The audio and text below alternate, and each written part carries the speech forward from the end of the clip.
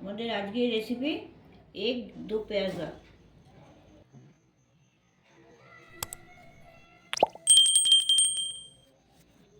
Egg দো পেঁয়াজা বানানোর জন্যে ওভেনে কড়া বসিয়ে সাদা তেল দিয়ে দিচ্ছি 2 টেবিল চামচ।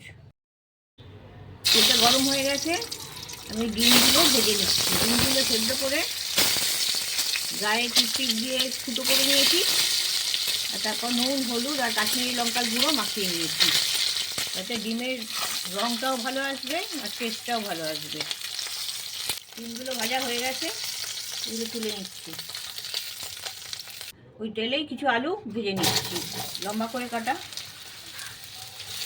যার যেমন পরিমাণ লাগবে সেরকম আলু দিয়ে দেবেন। একটু ভেজে নিতে হবে আলুগুলো, তাতে তরকারির টেস্টটা ভালো আসবে। আলুগুলো হালকা লালচে রঙ হয়ে গেছে, এবার আমি এগুলোকে তুলে নিচ্ছি। ওই তেলেই কিছু গরম মশলা দিয়ে দিচ্ছি ফোড়নে। এতে আছে 1/2 চা চামচ গোটা জিরে, 2টো ছোটো এলাচ, 1টা বড় এলাচ, 3টে লবঙ্গ আর 1/2 ইঞ্চি ডালচিনি। দিয়ে দিচ্ছি 5টা পেঁয়াজ কুচি। এগুলো ধীরে ধীরে করে কাটা আছে, খুব মোটাও না খুব পাতলাও না। দো পেঁয়াজাতে পেঁয়াজটাই একটু বেশি লাগে। ধনে পাতার ডাঁটি কুচি এতে গেলেই দিয়ে দিচ্ছি। এগুলো একটু লাল হওয়া পর্যন্ত ভেজে নেব।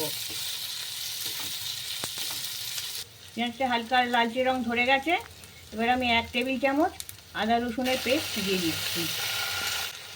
এটা মিশিয়ে দিচ্ছি এর সাথে। এর দো পেঁয়াজাটা একটু মিষ্টির উপরে হয়, তাই জন্য আমি পেঁয়াজগুলো বেশি লাল করব না, একটু হালকা লাল হলেই হবে। একটু টক ভাব আনার জন্যে কয়েকটা টমেটো কুচি দিয়ে দিচ্ছি। টমেটোগুলো ভালো করে সেদ্ধ করার জন্য একটু ঢাকা দিয়ে দিয়েছি। এখানে 50 গ্রাম টক দই আছে।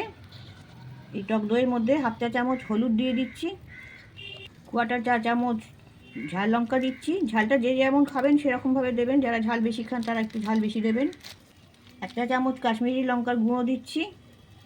এই রেসিপিটা কিন্তু খুব একটা বেশি ঝাল হবে না, সেই বুঝে আপনারা ঝালটা দেবেন। 1.5 চা চামচ ধনে গুঁড়ো দিচ্ছি, 1/2 চা চামচ জিরে গুঁড়ো দিচ্ছি। এগুলো ভালো করে ফেটিয়ে নেব।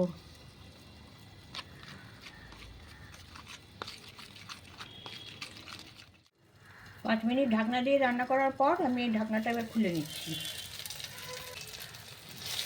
টমেটোগুলো সেদ্ধ হয়ে গেছে। 1 চা চামচ কসুরি মেথি দিয়ে দিচ্ছি।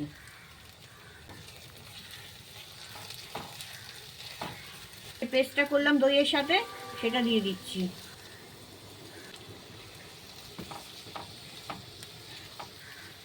এটা আমাদের গ্রেভিটা তৈরি হচ্ছে। স্বাদ মতো নুনটা দিয়ে দিচ্ছি।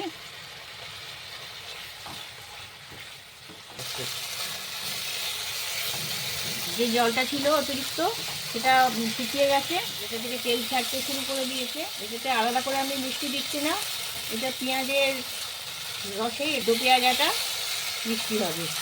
এই মশলাটা আমার রেডি হয়ে গেছে। এটাকে এবার আমি নামিয়ে নিয়ে ঠান্ডা করে নেব। আমি মিক্সিতে পেস্ট করে নেব। কড়া বসিয়ে 1 টেবিল চামচ তেল দিচ্ছি। তেলের সাথে 1টা কিউব মাখনের দিয়ে দিচ্ছি। আপনারা মাখনের বদলে ঘিও দিতে পারেন। এখানে ঢালাই কিছু সবজি আছে। একটা পেঁয়াজের কোয়াগুলো বড় বড় করে কাটা, আর এখানে টমেটো কুচো আছে, আর এখানে ক্যাপসিকাম কুচোনো আছে, আর 2টো গোটা কাঁচা লঙ্কা আছে। এগুলো সব একসাথে দিয়ে দিচ্ছি। এগুলোকে একটু নাড়াচাড়া করে নেব। এর সাথে যে ভাজা আলুগুলো ছিল সে ভাজা আলুগুলো দিয়ে দিচ্ছি। আমার এই সবজিগুলো একদমই ভাজা হবে না, সাদা থাকবে, তাই আলুগুলো এর সাথে ভাপিয়ে নিচ্ছি। যে গ্রেভিটা তৈরি করেছিলাম তার পেস্টটা তৈরি করে নিয়েছি। এবার আমি এটা সম্পূর্ণটা ওইতে দিয়ে দিচ্ছি, সবজি পেস্ট। ডিমের যে কোনো প্রিপারেশানে যদি গ্রেভিটা একটু ভালো করে করা যায় তাহলে ডিমের তরকারিটা খুব ভালো হয়। আমি যে ক্যাপসিকামটা দিয়েছি এটা অপশনাল, নাও দেওয়া যেতে পারে, এটা জাস্ট কালারের জন্য একটু দেওয়া হয়েছে। মশলাটা আমার রেডি আছে, তাই আমি বেশি কষাবো না, তাই জলটা দিয়ে দিচ্ছি। 1 কাপ মতন জল দিয়েছি, লাগলে পরে আরও দেওয়া যাবে।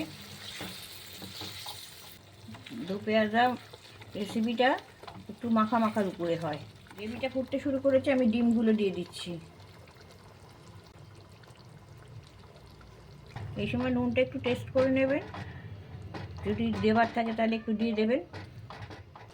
গ্রেভিটা ফুটতে শুরু করেছে, আমি এই সময় 5 মিনিট ঢাকা দিয়ে দেবো। আলুগুলো একটু শক্ত আছে, গুলো গলবে, আর ডিমটা গ্রেভির সাথে ফুটিয়ে নেব। 5 মিনিট পরে ঢাকনা খুলছি। আলুগুলো একটু চেক করে নিচ্ছি, আলুগুলো গলে গেছে। গ্রেভিটা ঘন হয়ে গেছে, এর থেকে বেশি ঘন করব না। গ্রেভিটা আমার তৈরি হয়ে গেছে। এবার একটু কিছু ধনেপাতা এরকম ছড়িয়ে দিচ্ছি, এগুলো মিশিয়ে দিচ্ছি। ধনেপাতার গন্ধটা ভালো থাকবে। আমাদের এগ দো পেঁয়াজা রেডি। এটা ভাত, রুটি, পরোটা সবার সঙ্গেই ভালো লাগবে। আপনারা একবার ট্রাই করে দেখবেন।